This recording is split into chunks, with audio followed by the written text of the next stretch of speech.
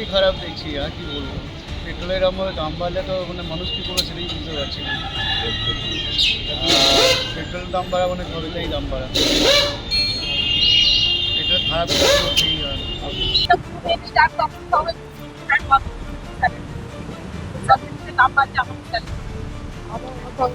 এত কি বলো, সংসার চালানো ভালোই পড়ে যাবে এবারে।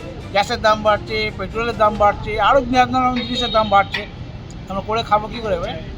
আমরা তো কোনো চাকরি করছি না, ছোটোখাটো আমরা ব্যবসা করি, ছোটোখাটো করি। এবার এখন এই যে অনলাইনে ব্যবসা নেই বলে অনলাইনে গাড়ি চালাচ্ছি।